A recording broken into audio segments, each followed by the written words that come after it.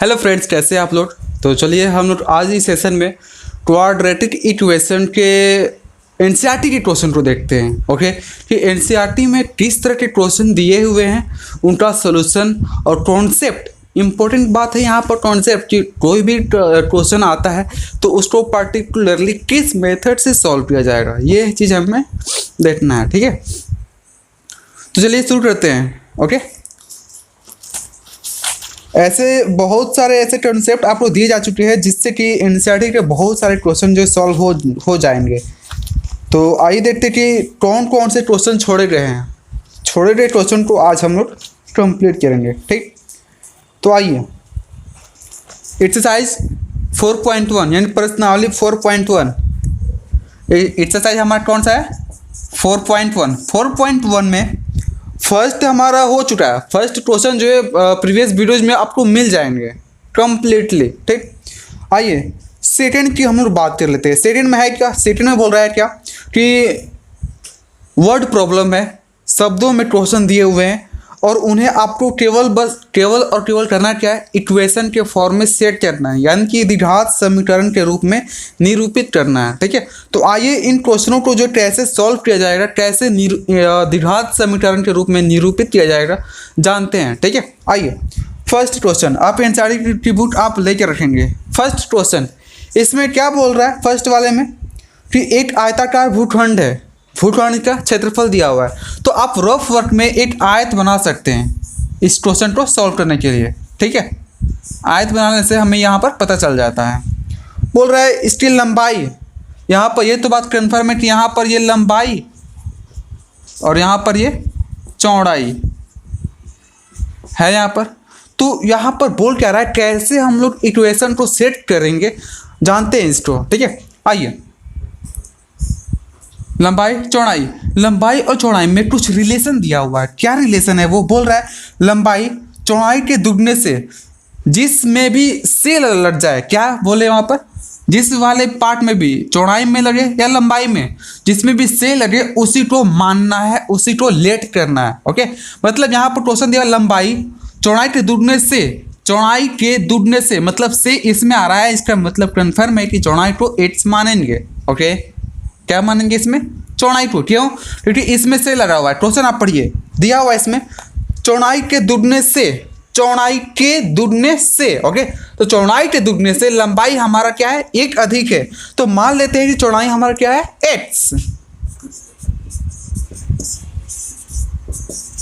माना कि भूखंड की चौड़ाई कितना? 8 मीटर। ओके, यहाँ पर हम बात करें तो बोल रहा था क्या लंबाई जो है चौड़ाई से, अगर ये 8 हो गया तो चौड़ाई से, चौड़ाई के दुगने से एक अधिक है। कौन? लंबाई के बारे में वो बोल रहा है क्या? ध्यान दीजिएगा, चौड़ाई के दुगने से एक अधिक है, यानी कि लंबाई के बारे में कह सकते हैं क्या? 8 × 2 + 1, यानी कि प्रश्न से भूखंड की लंबाई बराबर कितना? 8 × 2 + 1 मीटर, यानी कि 2x + 1 मीटर। यह हमारा क्या हुआ? लंबाई और चौड़ाई। और क्या बोल रहा है इसमें? इक्वेशन के रूप में सेट करना है। तो इक्वेशन को सेट करने के लिए हमारे पास कुछ दिया होगा, कुछ टर्म दिए होंगे। बोल रहा है आयत का क्षेत्रफल। ओके, आयताकार भूखंड का क्षेत्रफल दिया हुआ है, यानी कि यहाँ से अगर हम क्षेत्रफल निकालना चाहें, इसलिए आयताकार भूखंड का क्षेत्रफल कितना दिया हुआ था इसमें? 528 मीटर स्क्वायर। 528 metre square. और क्षेत्रफल हमें पता है क्या होता है? लंबाई गुणे चौड़ाई, यानी लंबाई कितना है यहाँ पर? 2x + 1 × चौड़ाई कितना? x बराबर 528। ये हमारा क्या हो जाएगा? Meter square. कन्फर्म। तो ये हमारे पास इक्वेशन के फॉर्म में सेट तो हो चुका है, लेकिन इसमें क्या बोल रहा है? द्विघात समीकरण के रूप में निरूपित करना है, यानी कि स्टैंडर्ड फॉर्म में, मानक रूप में हमें इसे लाने होंगे। तो मानक रूप में लाने के लिए हमें पता है कि ये A x square plus B x plus C बराबर 0 इस फॉर्म में होना चाहिए या नहीं होना चाहिए? होना चाहिए ना। तो उस फॉर्म में हमें लाना होगा, तो उसके लिए हमें इससे मल्टीप्लाई करने होंगे, यानी कि 2x स्क्वायर प्लस एक्स, ये इसको भी इधर ला लेते हैं, माइनस 528 बराबर 0। ये हमारे पास जो आया है वो हमारा द्विघात समीकरण के मानक रूप में है। यानी कि कह सकते हैं कि इस क्वेश्चन को सॉल्व करने के लिए अगर हम इस तरह से लेट करें, माने चौड़ाई को x और लंबाई हमारा इतना, तो जो दिया हुआ रहता है वही उसी को हम लोग उठाते हैं और वहाँ से हम लोग इक्वेशन के फॉर्म में सेट करते हैं, ठीक। और यहाँ से अगर इसमें बोलता है कि आप जो है लंबाई और चौड़ाई बताइए, तो वहाँ से हमें ये सॉल्व करना पड़ता है। सॉल्व करने के बाद जो है क्या करते, लंबाई, ये चौड़ाई हमारा x और लंबाई इतना, वहाँ पर पुट कर देते हैं, वहाँ से हमारा आंसर आ जाता है, ठीक है। लेकिन यहाँ पर क्या बोल रहा है, केवल और केवल द्विघात समीकरण के रूप में लिखिए, ठीक है। वैसे भी आप इस तरह के इक्वेशन को सॉल्व करना आप जान चुके हैं, सीख चुके हैं, ओके। अगर आपने इस तरह के क्वेश्चन को सॉल्व करना नहीं सीखा है तो आप प्रीवियस वीडियो में बहुत सारे क्वेश्चन, लगभग हर एक टाइप का, 0 लेवल से हाई लेवल तक हर एक टाइप के क्वेश्चन उसमें डाले गए हैं, वो भी डिफरेंट मेथड के माध्यम से, जैसे कि पूर्णवर्त विधि हो गया, द्विघात समीकरण के सूत्र से, द्विघाती सूत्र से हमारा उसमें डाला गया है, और डिफरेंट सिंपल वे में भी बताया गया है। तो उन चीज़ों को आप अच्छी तरह से रिविजन के साथ उसे आप फोकस कर ले उस पर, ठीक है। आइए आगे बढ़ते हैं। ये तो हमारा आंसर हो गया इतना ही पर। चलिए, अगर आप मेरी बात माने तो आप एक काम कीजिएगा, इसमें आप इसे आप सॉल्व कर ही लीजिएगा। भले ही क्वेश्चन में नहीं बोला कि सॉल्व कीजिए, लेकिन आप इसे पूरी तरह से सॉल्व कर लीजिएगा, ठीक है, ओके। सॉल्व करके आप जो यहाँ पर आंसर को आप जांच भी कर सकते हैं। यहाँ पर आप रख के, यहाँ पर अगर 528 के बराबर आ जाए, मतलब इधर वाला पार्ट 528 के बराबर आ जाए, इसका मतलब आपका आंसर सही है, कन्फर्म, ठीक है। चलिए क्वेश्चन नंबर 2 को देखते हैं और वहाँ से सेट करने की कोशिश करते हैं। मैं इस तरह के क्वेश्चन जो है, अब मैं ये सोच रहा हूँ कि सॉल्व यहाँ तक लाकर छोड़ दूँ, क्योंकि इसमें इंपॉर्टेंस क्या होता है, इक्वेशन को सेट करना। इक्वेशन जब हमारा सेट हो जाता है तो हम उसे आसानी से सॉल्व कर सकते हैं। अगर वो सॉल्व आप नहीं कर पा रहे हैं, इसका मतलब आप में कहीं ना कहीं फॉल्ट है, ठीक है। आप उन्हें अवश्य सीखिए, यानी कि क्वाड्रेटिक इक्वेशन को, द्विघात समीकरण को सॉल्व करना आप सीखिए, ठीक। चलिए और क्वेश्चन नंबर 2 की तरफ बढ़ते हैं।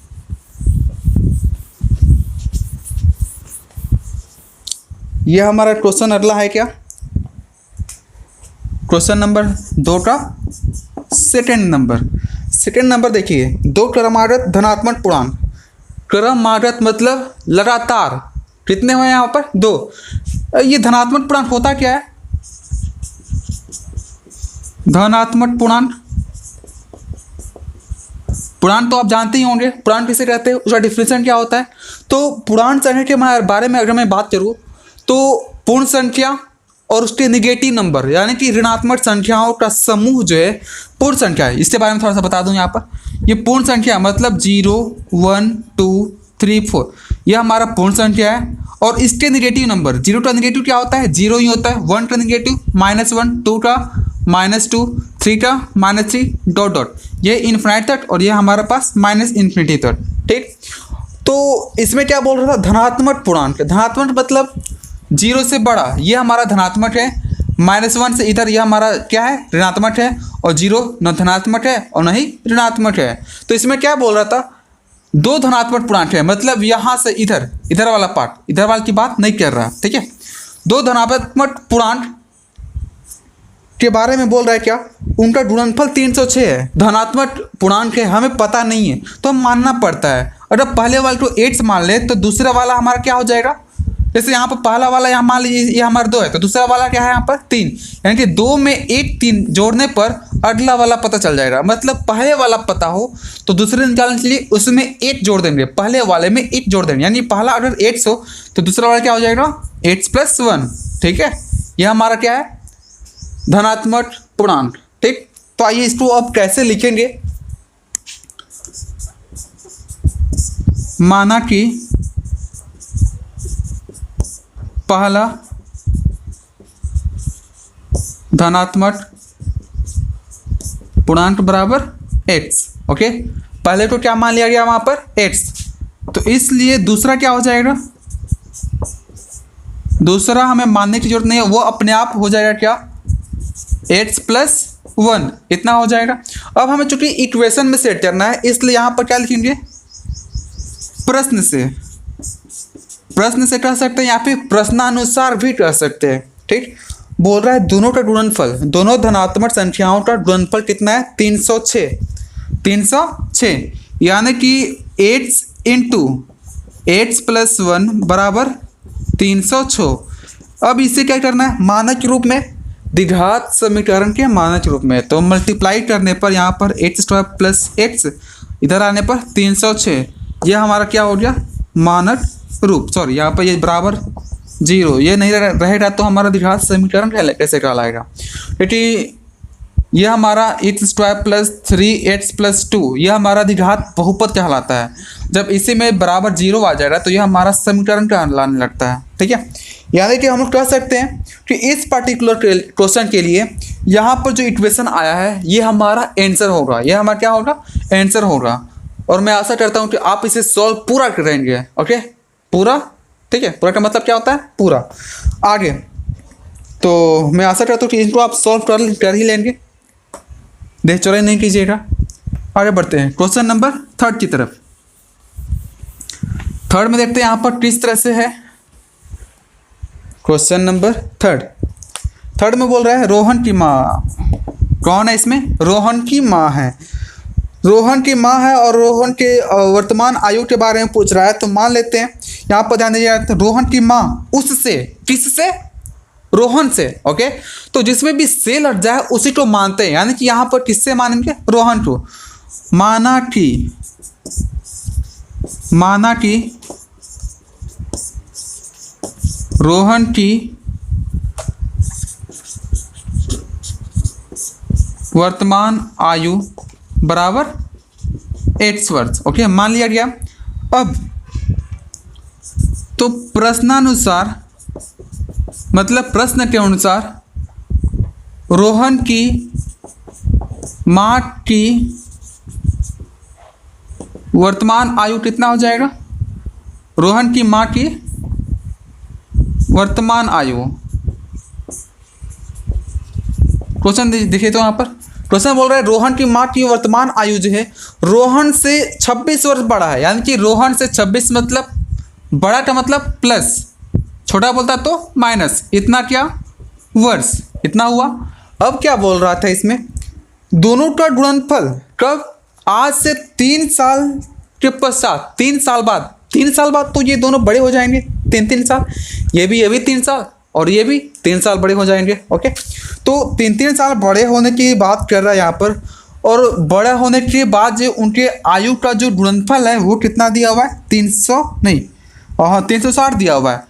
तो प्रश्न से चलिए रोहन को 3 साल बड़ा करते हैं, उसे बड़ा करने के लिए उसके आयु में, वर्तमान आयु में 3 जोड़ देंगे, गुणनफल बोल रहा है ना, गुणा। दूसरे वाले में इनकी माँ की कितनी थी पहले, 8 प्लस 26, इनको भी 3 साल बड़ा किए। अब इनका जो गुणनफल आ रहा है वो कितना आ रहा है, 360। ओके, इतना हमारा अभी आंसर नहीं है। क्या बोल रहा है इसमें, द्विघात समीकरण के रूप में लाइए। तो यहाँ पर लाने के लिए ये 8 प्लस 3 यहाँ पर है, ये हमारे पास 8 प्लस 29 हो जाएगा ना, 360। ओके, अब यहाँ पर गुणा करना है, तो गुणा करने के लिए 8 और 8 में जब मल्टीप्लाई होता है तो 8 स्क्वायर प्लस 29 और 3, यहाँ पर ध्यान दीजिए, यहाँ पर अगर ये भी प्लस हो तो यहाँ पर इन दोनों को जोड़कर 8 में लिख लेते हैं, मतलब 29 और 3 32 8। ओके, जोड़कर 32 8 प्लस 29 कितना, 9 27 के साथ हासिल 2, 3 दूनी 6 और 2 8, 87 बराबर 360। यहाँ पर मैंने डायरेक्ट इसको कैसे किया, यहाँ पर ध्यान दीजिए, यहाँ पर उसको मैंने इस तरह से किया, क्या, यहाँ पर 3 सिचुएशन, यहाँ पर x minus Y plus 2। Okay, ऐसा जब हो तो करते क्या है, 8 में मल्टीप्लाई हो तो 8 स्क्वायर, उसके बाद यहाँ पर देखते हैं प्लस माइनस हो तो घटा लेते हैं, बड़े वाले में से छोटे वाला घटाते हैं तो कितना आ जाएगा 1, और बड़े वाले का साइन प्लस में है तो यहाँ पर प्लस 1 इंटू 8 तो 8। उसके बाद इन दोनों में मल्टीप्लाई करते हैं, minus plus minus 2 into 1 2। Okay, ये हमारा फाइनल हुआ।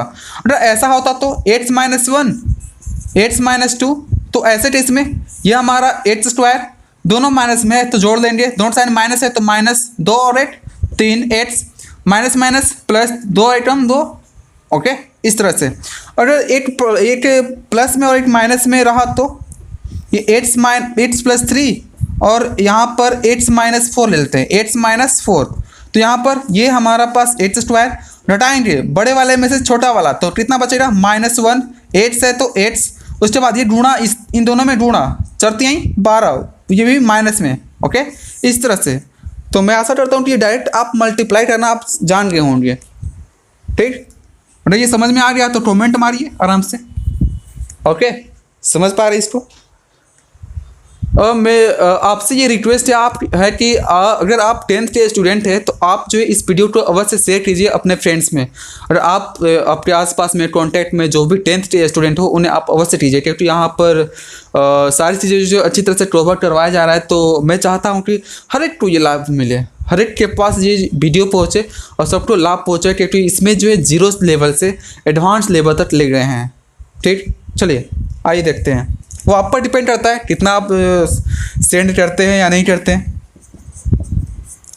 चलिए, इसे ये अभी हमारा आंसर नहीं हुआ, इसे स्टैंडर्ड फॉर्म में चाहिए। स्टैंडर्ड फॉर्म होने के लिए हमारे पास 3 ही टर्म होना चाहिए। यहाँ पर तो 4 है, 1 2 3 4, इसको इधर ला लेते हैं, यानी 8² प्लस 32x प्लस 87 माइनस 360 बराबर 0।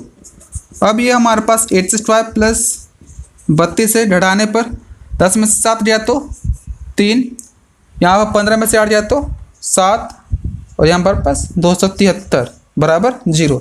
इतना हमारे पास क्या हो जाएगा आंसर। आप इसे अवश्य सॉल्व कर लेंगे। और रोहन की आयु और उनकी माँ की आयु कितना उनका एज है आप उन्हें अवश्य बता ही दीजिए। ठीक है, चलिए अगले क्वेश्चन की तरफ बढ़ते हैं। Question number 4।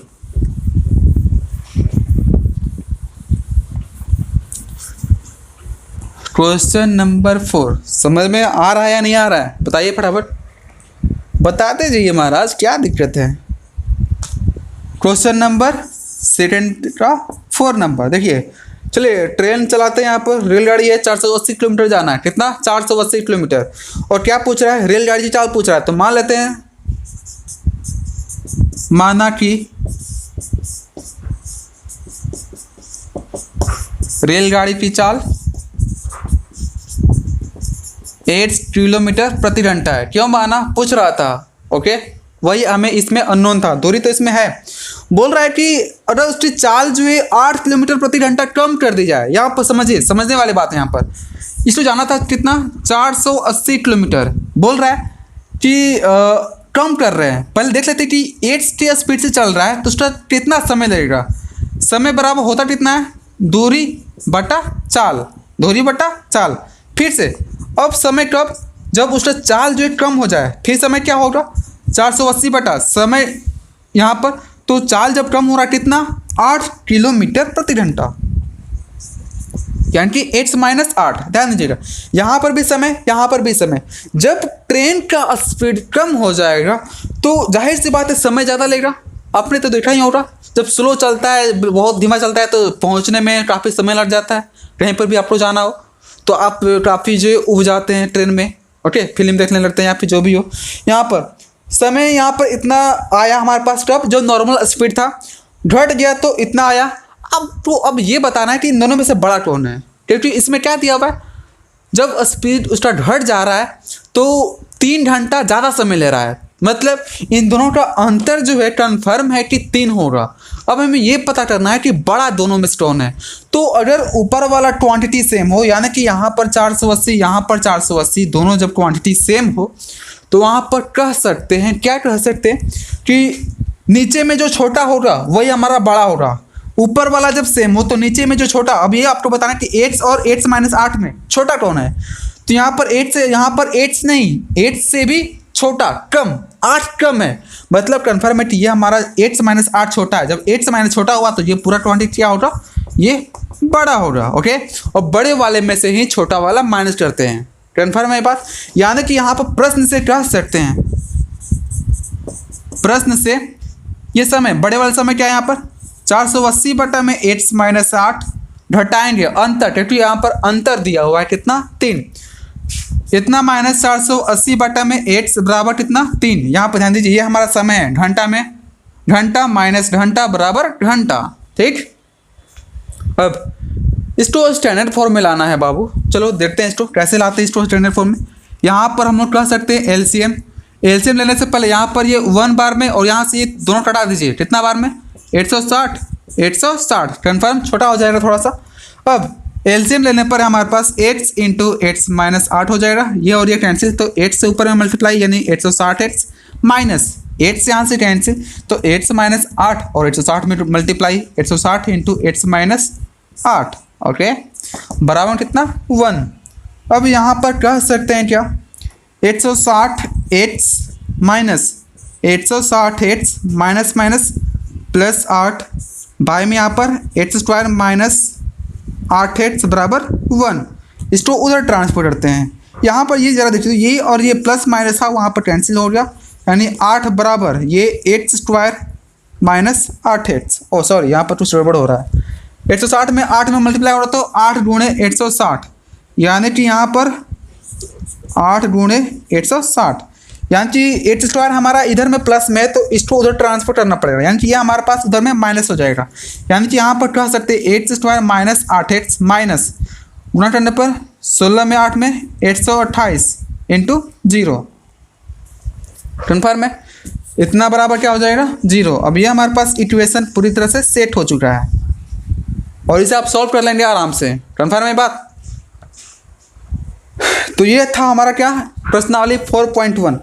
अब हम लोग आते हैं प्रश्नावली 4.2 के क्वेश्चन पर, ओके वो भी हमारा वर्ड प्रॉब्लम, यानी कि शब्दों में जो क्वेश्चन दिए हुए हैं उन्हें इक्वेशन के फॉर्म में बदलना था और वहां से उसे सॉल्व करना था, ठीक है।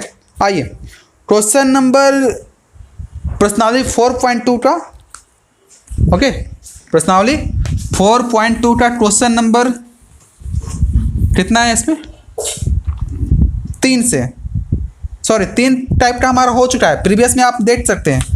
इसमें हम लोग शुरू करते हैं टाइप 4 से, ओके क्वेश्चन नंबर 4।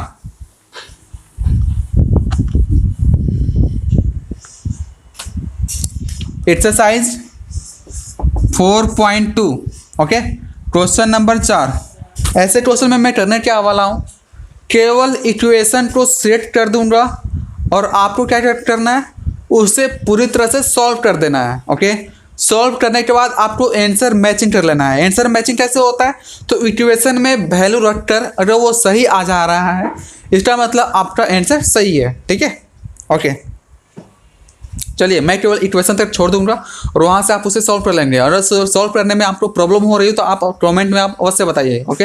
वैसे क्वेश्चन को फिर से देखा जाएगा या फिर आप डिस्क्रिप्शन में जो नंबर दिए गए उनमें उन पर आप भेज भी सकते हैं। चलिए 4 नंबर देखते हैं। बोल रहा है क्या, 2 क्रमागत धनात्मक पूर्णांक ज्ञात कीजिए जिनके वर्ग रूट का योग कितना है 365 है, वर्ग रूट का योग।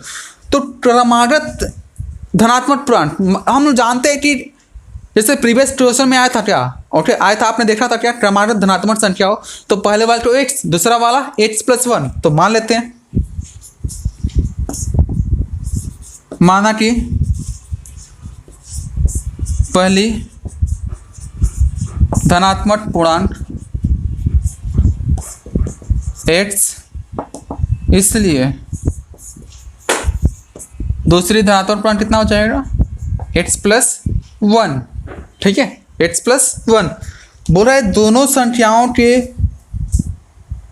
वर्ग रूट का योग, वर्ग मतलब स्क्वायर, यानी कि यहाँ पर प्रश्न से क्या बोल रहा है वर्ग रूट का योग, यानी x² प्लस x + 1 का होल स्क्वायर, वर्ग रूट का ये भी वर्ग, पहली संख्या का वर्ग प्लस दूसरी संख्या का वर्ग बराबर कितना दिया हुआ है इसमें 365, 365 दिया हुआ था। तो अब यहाँ पर हमें करना क्या है, स्टैंडर्ड फॉर्म में ला लेते हैं।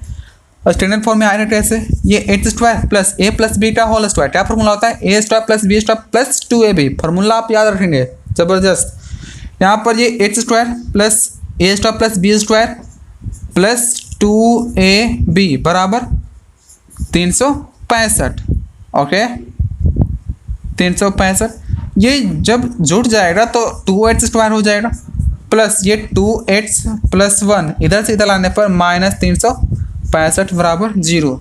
यानी यहाँ पर ये 2x स्क्वायर प्लस 2x ये घटाने पर 364 बराबर 0। 2 कॉमन है, 2 को उधर भेज देने से हमारे पास ये आसान इक्वेशन आ जाएगा। 2 कॉमन तो x स्क्वायर प्लस 8 माइनस यहाँ पर 18 दूनी 36 2 दूनी 4 बराबर 0।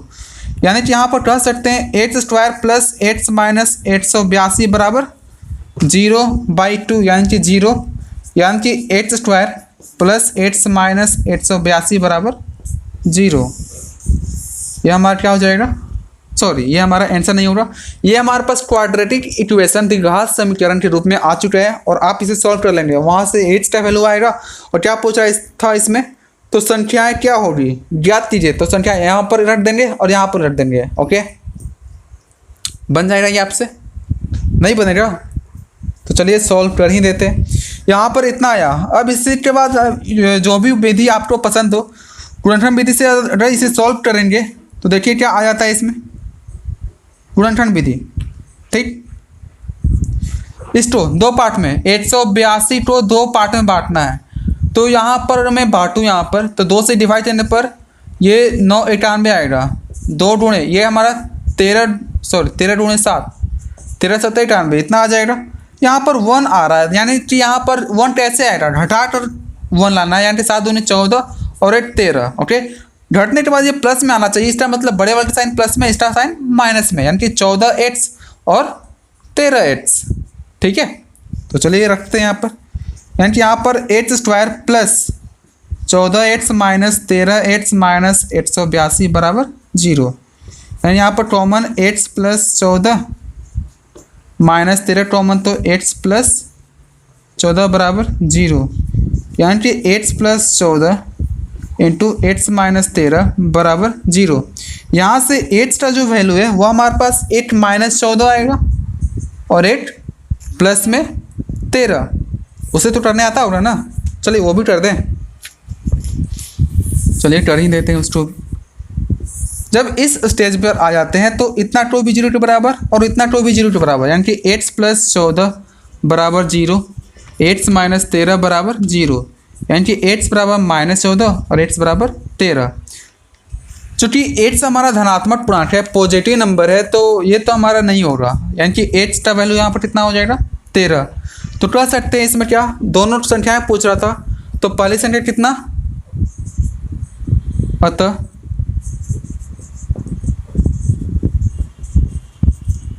धनात्मक पूर्णांक कितना हो जाएगा 8 13 और 13 और 8 14, इतना क्या हो जाएगा आंसर है। ठीक है, चलिए अगले क्वेश्चन की तरफ बढ़ते हैं। नोट हो गया ये,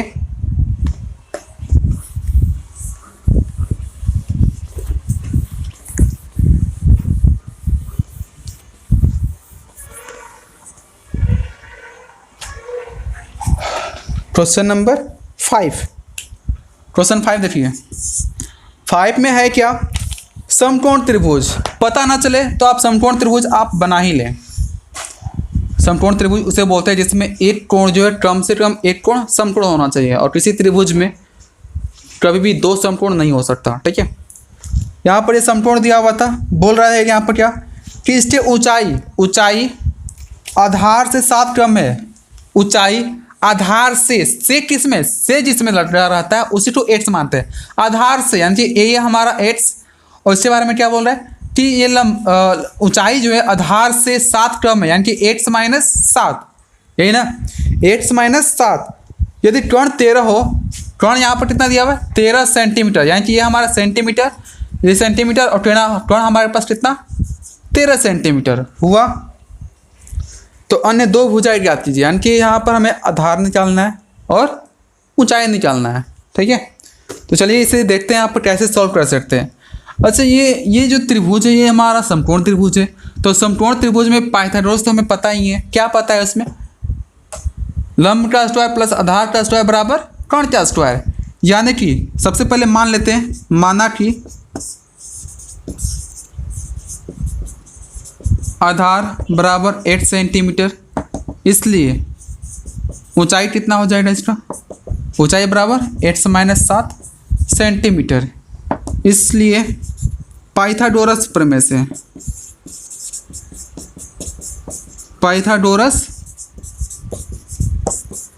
प्रमेय से क्या होता है, लंब का स्क्वायर प्लस आधार का स्क्वायर बराबर कर्ण का स्क्वायर। यानी कि लंब हमारा है कितना, 8 - 7 का स्क्वायर प्लस आधार 8 स्क्वायर बराबर कर्ण यहाँ पर है कितना 13, यानी कि 13 का स्क्वायर। यानी कि यहाँ पर ये सॉल्व करने पर 8 square plus 7 × 49 a square plus b square minus है तो -2ab प्लस 8 स्क्वायर बराबर 13 का स्क्वायर 869। यानी कि 8 स्क्वायर ये 7 दूनी 8 स्क्वायर यहाँ भी है, यानी 2 स्क्वायर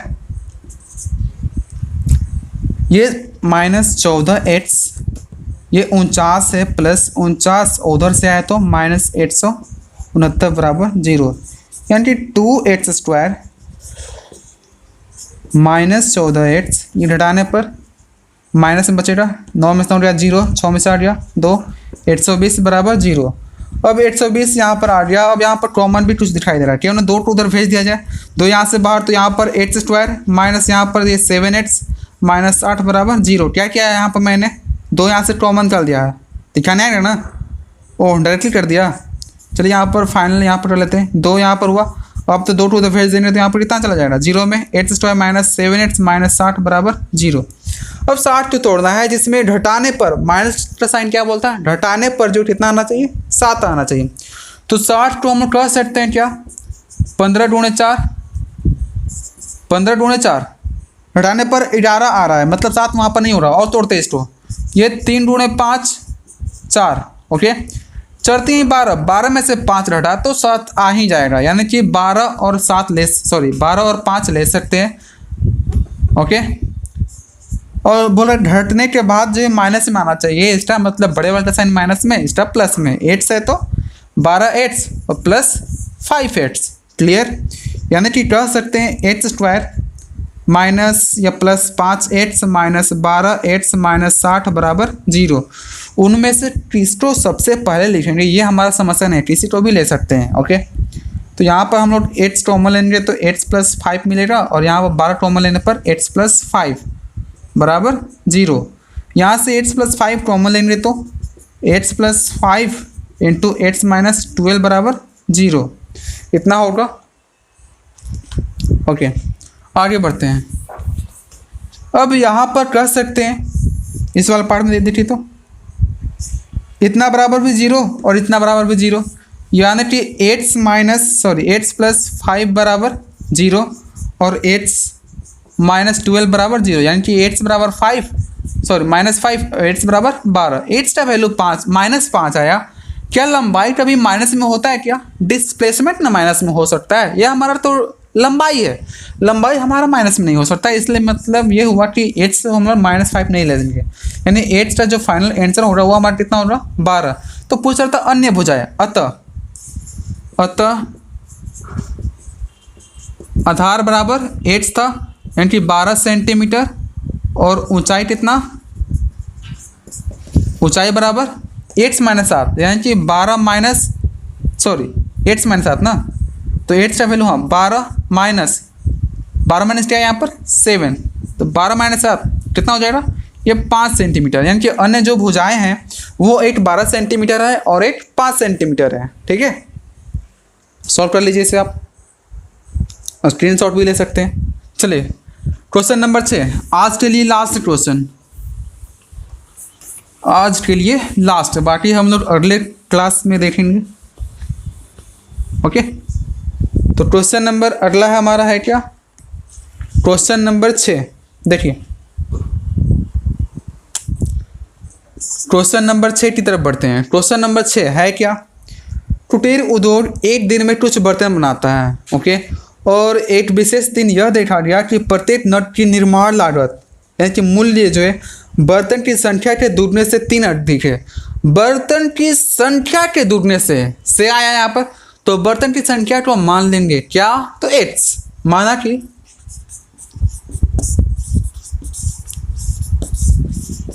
माना कि विशेष दिन कुल बर्तनों की संख्या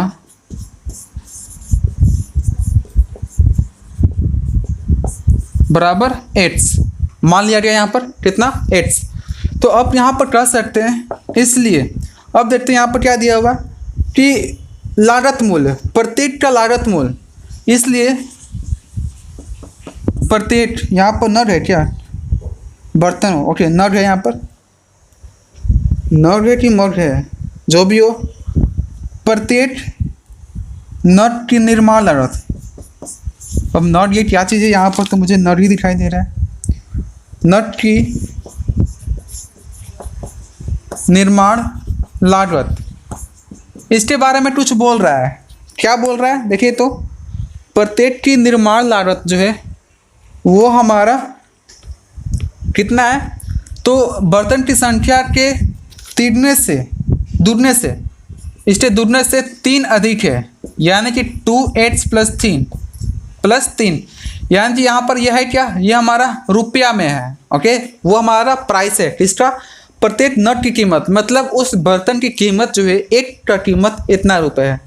और क्या दिया हुआ है इसमें, बोले कुल निर्माण लागत, मतलब जितने भी वहाँ पर बर्तन बने हो उन सबको मिलाकर उस पर्टिकुलर दिन के लिए जितने भी बर्तन बने हो उन सब का प्राइस जो है 90 रुपये हुआ, मतलब कुल निर्माण लागत जो है वो हमारा 90 हुआ। तो बर्तनों की संख्या और प्रत्येक नट, मतलब बर्तन की संख्या बताना है और प्रत्येक का प्राइस बताना है, ठीक है, कीमत बताना है। तो चलिए शुरू करते हैं। इसमें बोल रहा था क्या 90, और अगर एक का कीमत 5 रुपया हो तो 5 का कितना होगा, 5 ये गुणा करते हैं, मतलब संख्या में और प्राइस में, संख्या और कीमत में, लागत में गुणा करने पर हमारा टोटल निर्माण लागत जो है आ जाएगा। यानी कि 8 में और निर्माण लागत में मल्टीप्लाई किया जाए तो कुल हमारा निर्माण लागत आ जाएगा। यानी कि प्रश्नानुसार कह सकते हैं यहाँ पर, प्रश्नानुसार यानी प्रश्न के अनुसार 8 इंटू 2x प्लस 3 बराबर 90, यह हमारा इक्वेशन है। कैसे हुआ ये पता चला, नहीं पता चला तो फिर से आप देख लीजिए। यहाँ पर फिर से मैं बोल भी दे रहा हूँ, यहाँ पर यह हमारा बर्तन की संख्या है और यहाँ पर एक का प्राइस, टोटल का प्राइस निकालना हो, टोटल की लागत बताना हो तो संख्या और एक के प्राइस में गुणा कर लेते हैं। जैसे मान लीजिए आपको एक पेन का दाम 5 रुपया है और 5 खरीदना है, तो 5 रेट में, मान की दर में, रेट में और क्या संख्या में गुणा करते हैं। जी हमारा रेट है, प्रत्येक का दाम है, और यहाँ पर संख्या है, गुणा करने पर टोटल, ओके। यहाँ पर ये अब इसको सॉल्व करते हैं। ये 2x² प्लस 3x, इधर से माइनस 90 बराबर 0। अब यहाँ पर हमें सॉल्व करना है, तो 9 ये किनारे किनारे टूना, तो 9 दूनी 18, 880 हुआ। बोला घटाकर आप 3 लाइए, घटाकर हमें 3 लाना है, थोड़ा सा कम्प्लेक्स है, जरा देखिए। फिर भी ये हमारा है क्या 45 दूने 4 90 होता है। ये 9 दूने 5 दूने 4, ओके, 3 लाना है ना, नहीं हो रहा अभी भी। ये 3 दूने 5 दूने 2 दूने 2।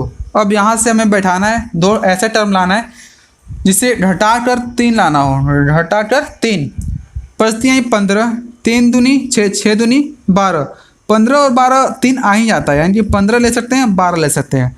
घटाने के बाद ये बोल रहा है प्लस में बचना चाहिए, मतलब बड़े वाला साइन प्लस, इसका माइनस, यानी कि कह सकते हैं यहाँ पर ये 15x और 8 12x, यानी कि 2x² minus 12x plus 15x minus 90 बराबर 0। यानी कि यहाँ पर 2x कॉमन लेने पर x माइनस 6 प्लस 15 कॉमन लेने पर x माइनस 6 बराबर 0। यानी कि 2x यहाँ पर ये कॉमन लेने पर x माइनस 6 कॉमन, तो बचेगा 2x प्लस 15 बराबर 0। अब यहाँ से 2 पार्ट में, यानी कि x माइनस 6 बराबर 0 और 2x प्लस 15 बराबर 0। यहाँ से h का वैल्यू माइनस 15/2 आ जाएगा और यहाँ पर x बराबर 6। बर्तन की संख्या माइनस में नहीं आ सकती, इसका मतलब ये हमारा गलत होगा। तो हमारे पास फाइनल आंसर क्या आ जाएगा, x बराबर 6, ठीक है। तो अब कर लेते हैं, यहाँ पर लिख लेते हैं, अतः बर्तनों की कुल संख्या बराबर कितना 8 से है ना, 8 का मान 6 और प्रत्येक की लागत